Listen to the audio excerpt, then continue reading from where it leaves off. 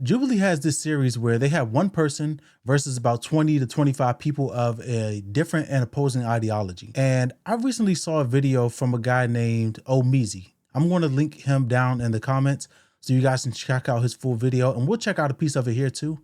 But he was talking about how these Jubilee videos are a waste of your time, a waste of your energy, and a waste of your brain power.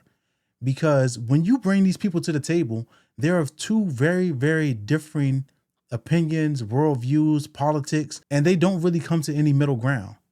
It's one expert, quote unquote, with an ideology or a lot of deep knowledge in something, and a bunch of people with not a lot of deep knowledge in it. A bunch of people that are coming to a table to argue and espouse whatever it is that they want to get off of their chest.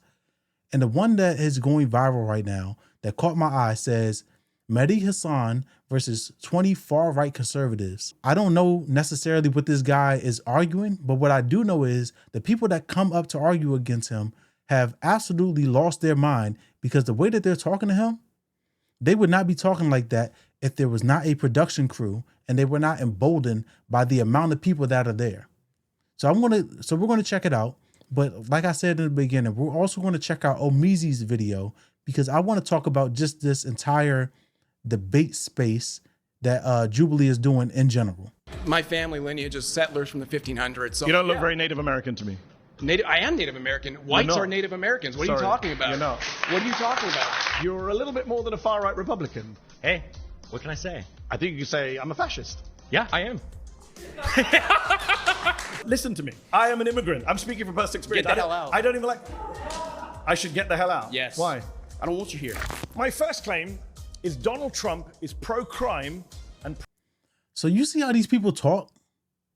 Normal people don't talk like this. People with common sense and decency, they don't talk like this. You're sitting in front of somebody, espousing, you guys are supposed to be having a civil conversation. If you disagree on some issues, okay, you disagree on some issues. But how are you going to sit up in somebody's face on a platform that you were invited to? And he says, hey, I am a legal immigrant here. You say, hey, get the hell out. We don't want you here. You probably don't own a single thing in this entire country, on this entire continent, but you feel emboldened enough to say, this is your land. But these people who also have families that have been here 3, 4, 5 generations feel emboldened enough to tell other groups of people, oh, I have white skin. You need to get off of this land. They own nothing here. They produce nothing. They help nothing. They don't even have enough money to pay their rent, but they feel they don't even own the place that they live.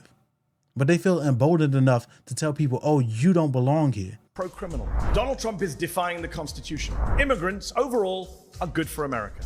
Donald Trump's plan for Gaza is ethnic cleansing. I'm Mehdi Hasan. I'm a journalist. I'm the editor of Zeteo. And today I'm surrounded by 20 far-right conservatives. He's surrounded by 20 far-right conservatives that are going to have nothing good to say. There's going to be nothing fruitful that comes from this conversation.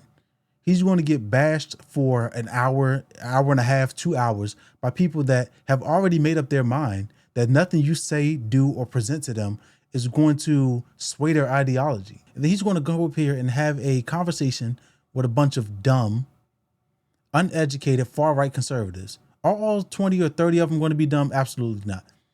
But just by the law of numbers, most of them are going to be uneducated on the things that they talk about, but no amount of research or data that is presented by Mehdi Hasan is going to change their mind, because these people don't care.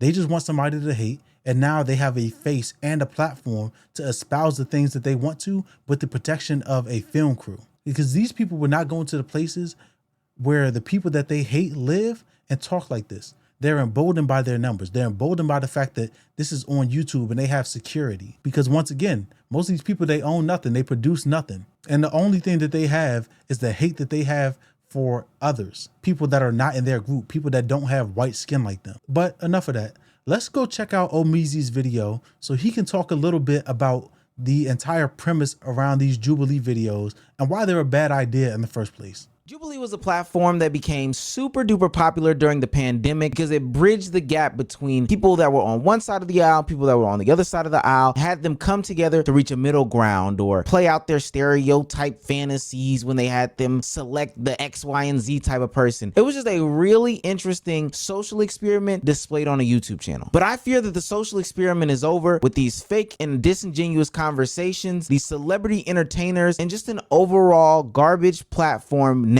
based off of where it was from a platform that had such a high future. Recently, a woman named Naima Trout got a lot of... So I'm sure you guys have seen Naima Trout if you've been over on the Jubilee channel, but that's the piece that I wanted to talk about. Like Omizi said, at one point when I started watching Jubilee, they were having like interesting and incredible conversations, all types of stuff. They had the middle ground where they had like people of opposing views try to see if they could get some common ground. But as the time has gone on, as the content has grown, as the channel has grown, it's more about sensationalizing these conversations. It became less about like, oh, we have these people that have different opposing views. Let's see if they can agree on some things, even though they're not going to agree on everything. It changed from that to just espousing hate. Because how do you end up with a journalist, somebody that has worked their entire career on bringing facts, data, and statistics versus 20 far-right conservatives? They want 90 minutes of this journalist getting ridiculed by people that barely have 2 brain cells to rub together. And honestly, it's a waste of my time. I'm not watching this Jubilee video. This is going to be one that I skip.